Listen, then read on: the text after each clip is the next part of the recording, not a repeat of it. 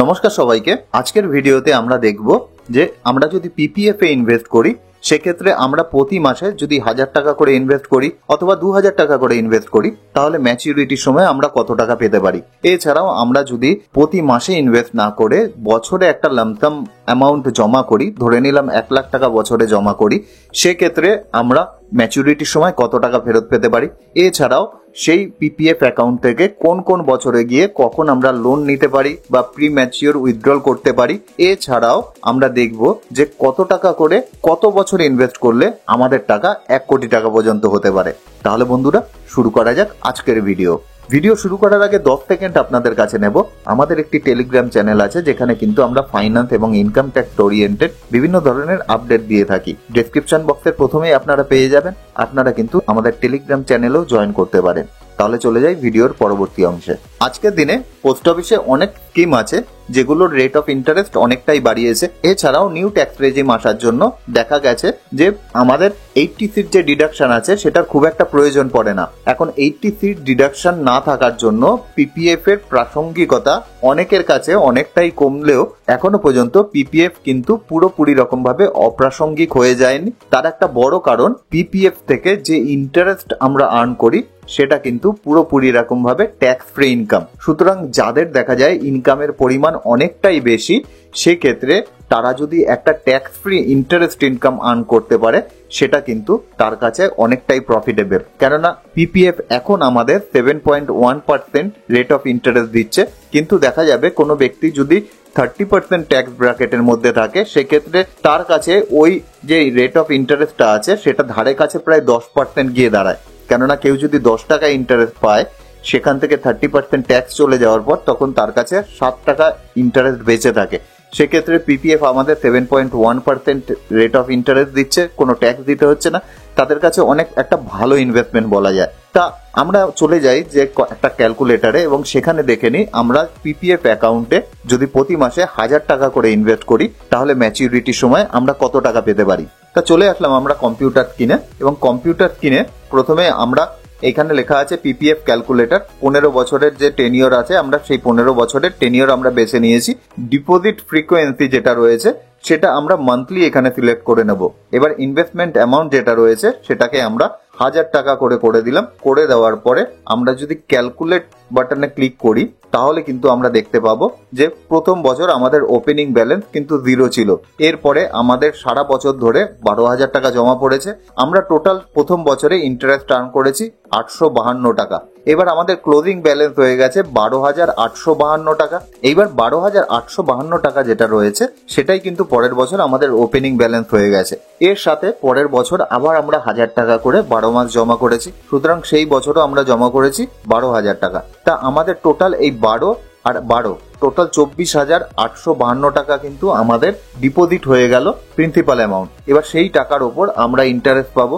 তা সেই বছর আমরা টোটাল ইন্টারেস্ট আর্ন করবো 1,764 টাকা। তা আমাদের ক্লোজিং ব্যালেন্স হয়ে যাবে 26,616 টাকা। এইভাবেই কিন্তু আমাদের চলতে থাকবে। এই 26,616 আবার তৃতীয় বছরে গিয়ে ওপেনিং হয়ে যাবে, আবার 12,000 টাকা যোগ হবে। আমরা যদি ধরে নিই যে 7.1% হারেই পিপিএফ এর ইন্টারেস্ট থাকবে তাহলে কিন্তু 15 বছর পরে আমরা দেখতে পাবো আমাদের টোটাল যে ইনভেস্টেড অ্যামাউন্ট আছে সেটার সাথে ইন্টারেস্ট যোগ হওয়ার পর আমাদের টোটাল অ্যামাউন্ট হয়ে যাবে 3,25,455 টাকা, যেটা কিন্তু একটা ভালো অ্যামাউন্টই বলা যায় 1000 টাকা প্রতি মাসে জমা করার পর যদি আমরা 3,25,455 টাকা 15 বছর পরে পাই। এবার আমরা যদি 15 বছর পরে দেখা গেল আমাদের পিপিএফ অ্যাকাউন্ট ম্যাচিওর করলাম না, সেটাকে আরো আমরা বাড়িয়ে নিলাম, সেক্ষেত্রে আমরা যদি 40 বছর ধরে আমাদের ইনভেস্টমেন্ট চালিয়ে যাই সেক্ষেত্রে দেখা যাবে 40 বছর পরে আমাদের টোটাল যে ইনভেস্টমেন্ট আছে সেটার ভ্যালু হয়ে যাবে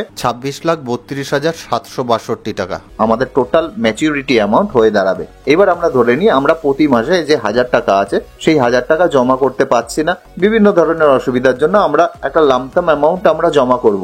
এবার ধরে নিলাম বছরে আমরা 1 লাখ টাকা জমা করতে চাই, সেক্ষেত্রে আমাদের কি হবে? সেক্ষেত্রে আমাদের যে টেনিওর আমরা আবার 15 বছর সিলেক্ট করে নিলাম। মান্থলি থেকে আমরা ইয়ারলি করে নিলাম। এবার যে ইনভেস্টেড অ্যামাউন্টটা আছে ওখানে আমরা 1 লাখ লিখে দিলাম। 1 লাখ লিখে দেওয়ার পর আমাদের যে রেট অফ ইন্টারেস্ট আছে সেটা 7.1%ই আছে আমরা ধরে নিলাম, এবং আগামী দিনে থাকবে সেটা আমরা ধরে নিলাম। এবার আমরা যদি ক্যালকুলেট করি তাহলে কিন্তু দেখতে পাবো যে আমরা আবার একই প্রথম বছরে 1 লাখ টাকা, সেখানে আমরা 7,100 টাকা ইন্টারেস্ট পেয়েছি। 1,07,100 টাকা আমাদের ক্লোজিং ব্যালেন্স, আবার 1,07,000 এখানে জমা হয়ে আবার 1,07,100 টাকা আমাদের ওপেনিং ব্যালেন্স হয়েছে। 1 লাখ টাকা আবার আমাদের ডিপোজিট হয়েছে। পরের বছর 14,000 টাকা, তার পরের বছর 22,000 টাকা ইন্টারেস্ট পাচ্ছি। এই করে কিন্তু আমাদের একেবারে ম্যাচিউরিটির সময় দেখা যাবে যে 27,12,129 টাকা আমাদের ম্যাচিউরিটি ভ্যালু গিয়ে দাঁড়াবে। এবার অনেকের প্রশ্ন থাকে যে আমরা পিপিএফ অ্যাকাউন্ট থেকে কখন লোন নিতে পারবো অথবা প্রি ম্যাচিওর উইথড্রল করতে পারবো, সেক্ষেত্রেও আমাদের কিন্তু এই ক্যালকুলেটর সাহায্য করবে। প্রথম 2 বছর আমরা কিছু করতে পারবো না, 3 বছর থেকে আমাদের যে লোন অ্যামাউন্ট আছে এখানে ম্যাক্সিমাম অ্যামাউন্ট দেওয়া রয়েছে 26,000 টাকা লোন অ্যামাউন্ট আমরা নিতে পারবো, 26,755। এর কারণ হলো এই যে 1,07,000 দ্বিতীয় বছরের যে ওপেনিং আছে তার 25%ই কিন্তু আমরা লোন হিসাবে নিতে পারবো। 1,07,100 25% করলে কি হয় আমরা দেখে নিই। 1,07,100 ইন্টু 25% ইজ ইকুয়াল টু 26,775 টাকা। এখানে কিন্তু 26,775 টাকায় কিন্তু আমাদের দেওয়া রয়েছে। পরের বছর যদি আমরা কোনো কারণে লোন নিই সেক্ষেত্রে কিন্তু 55,451 টাকা আমরা লোন পাবো। তারপরের বছর লোন নিলে 86,163 টাকা, অর্থাৎ পঞ্চম বছরে। এইভাবে আমাদের সপ্তম যে বছর আছে সেই বছর থেকে কিন্তু আমরা লোন পাবো না। সেক্ষেত্রে আমরা প্রিম্যাচিওর উইথড্রল আমাদের যদি কোনো কারণে প্রয়োজন পড়ে সেটা কিন্তু আমরা করতে পারবো। সেক্ষেত্রে আমাদের যে প্রিম্যাচিওর উইথড্রল আছে সেটা ম্যাক্সিমাম 1,72,326 টাকা আমরা সপ্তম বছরে করতে পারবো। এইবার একেবারে লাস্টে গিয়ে আমাদের দেখা যাচ্ছে যে 13 নম্বর বছরে গিয়ে আমরা 6,44,000 টাকা করতে পারবো। এইভাবে কিন্তু প্রতি বছর কত টাকা করে আমরা প্রিম্যাচিওর উইথড্রল করতে পারবো সেটা কিন্তু আমাদের এখানে পরিষ্কারভাবে দেওয়া রয়েছে। সুতরাং এই ক্যালকুলেটর দেখে আপনাদের কিন্তু বুঝতে কোনো অসুবিধা হবে না যে আপনারা লোন নিলে কত টাকা লোন কোন বছরে নিতে পারবেন, কত টাকা ম্যাচিউর হবে, এছাড়াও যদি প্রি ম্যাচিউর উইথড্রল করতে চান সেক্ষেত্রে কত টাকা আপনি উইথড্র করতে পারবেন, আপনি কত টাকার জন্য এলিজেবল। এইবার আমরা ধরে নিলাম যে আমরা ম্যাক্সিমাম টাকা পিপিএফ এ ইনভেস্ট করছি, বছরে আমরা 1.5 লাখ টাকায় ইনভেস্ট করছি। 1.5 লাখ আমরা করে দিলাম। এবার আমাদের 7.1% হারে ইন্টারেস্ট থাকছে ধরে নিচ্ছি। 15 বছর পরে আমাদের যে ম্যাচুরিটি ভ্যালু সেটা কিন্তু 40,68,208 টাকা গিয়ে দাঁড়াবে। এইবার আমরা 40,68,000 15 বছর পরে পাচ্ছি, কিন্তু আমাদের দেখতে হবে যে কত বছর পরে গিয়ে আমাদের এই অ্যামাউন্ট 1 কোটি টাকায় গিয়ে দাঁড়ায়। তা আমরা এইখানে 15 বছর যেটা রয়েছে সেটাকে যদি আমরা 20 বছর করে দিই তাহলে আবার যদি ক্যালকুলেট করি তাহলে কিন্তু আমরা দেখতে পাচ্ছি আমাদের টোটাল ডিপোজিট হচ্ছে 30 লাখ টাকা আর টোটাল ইন্টারেস্ট অ্যামাউন্ট হচ্ছে 36,58,287 টাকা। টোটাল যে ম্যাচুরিটি অ্যামাউন্ট গিয়ে দাঁড়াচ্ছে সেটা 66,58,287 টাকা। এখন আমরা যদি এই 20 বছরকে 25 বছর করে দিই সেক্ষেত্রে কিন্তু আমরা দেখতে পাবো আমাদের ডিপোজিট অ্যামাউন্ট হচ্ছে 37,50,000 টাকা, কিন্তু ইন্টারেস্ট অ্যামাউন্ট গিয়ে দাঁড়াচ্ছে 65,58,012 টাকা।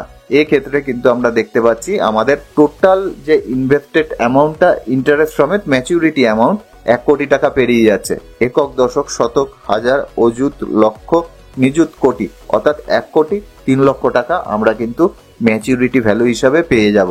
আশা করি এই ক্যালকুলেটর থেকে পিপিএফ সম্পর্কে যদি কোনো ধরনের কোনো কোয়ারি থাকে অথবা ক্যালকুলেশনের দরকার থাকে আপনারা করতে পারবেন। এছাড়াও কত টাকার লোন নিতে পারবেন, কত টাকা ম্যাচুরিটি করতে পারবেন সেই সম্পর্কেও জানতে পারবেন। আমি ডেসক্রিপশনে লিংক দিয়ে রাখবো এই ক্যালকুলেটরের, সেখান থেকে কিন্তু আপনারা আপনাদের ক্যালকুলেশন নিজেরাই করে নিতে পারবেন। এছাড়াও একটা জিনিস আমি বলে রাখি পিপিএফ সম্পর্কে, আপনি পিপিএফ এ যদি টাকা জমান সেক্ষেত্রে যদি কোনো কারণবশত প্রতি মাসে আপনি টাকা জমা করেন, আমি অবশ্যই আপনাকে রিকোয়েস্ট করব প্রতি মাসের 5 তারিখের আগে পিপিএফ এ আপনি আপনার টাকা জমা করুন। কেননা প্রতি মাসের 5 তারিখের আগে যদি আপনি পিপিএফ এ অ্যামাউন্ট ডিপোজিট করেন তাহলে সেই মাসের যে ইন্টারেস্টটা আছে সেই ইন্টারেস্টটাও কিন্তু আপনি পান। উদাহরণস্বরূপ বলতে গেলে ধরে নিন যে এই অক্টোবর মাসে আপনি পিপিএফ এ জমা করবেন টাকা। এখন অক্টোবরের 5 তারিখের মধ্যে যদি আপনি টাকাটা জমা করেন তাহলে অক্টোবর মাসে যে ইন্টারেস্ট হবে সেই ইন্টারেস্ট কিন্তু আপনি পাবেন। কিন্তু যদি কোনো কারণবশত আপনি অক্টোবরের 5 তারিখের পরের দিন জমা করেন, 6 তারিখে জমা করেন অথবা 7 তারিখে জমা করেন, সেক্ষেত্রে আপনার যে ইন্টারেস্টটা চালু হবে ওই টাকার উপর, সেটা কিন্তু নভেম্বর থেকে চালু হবে। অক্টোবরের কোনো ইন্টারেস্ট অক্টোবরে যে টাকাটা জমা করেছেন তার উপর আপনি পাবেন না। আশা করি ভিডিওটি থেকে আপনাদের কিছুটা হলে ভ্যালু প্রোভাইড করতে পারলাম। এছাড়াও পিপিএফ সম্পর্কে যদি আপনারা আরো বেশি করে জানতে চান তাহলে আমি ডেসক্রিপশনে আরো কয়েকটি ভিডিওর লিঙ্ক দিয়ে রাখবো। এছাড়া আমার পিপিএফ অ্যাকাউন্টের প্লে লিস্টও দিয়ে রাখবো। আশা করি সমস্ত ভিডিও দেখার পর পিপিএফ সম্পর্কে অনেক কনফিউশনই আপনাদের ক্লিয়ার হবে। যদি ভিডিওটি ভালো লাগে বন্ধু বান্ধবের মধ্যে শেয়ার করবেন আর আমাদের টেলিগ্রাম চ্যানেলে জয়েন করতে ভুলবেন না। তাহলে দেখা হচ্ছে নেক্সট ভিডিওতে, ততক্ষণের জন্য বাই।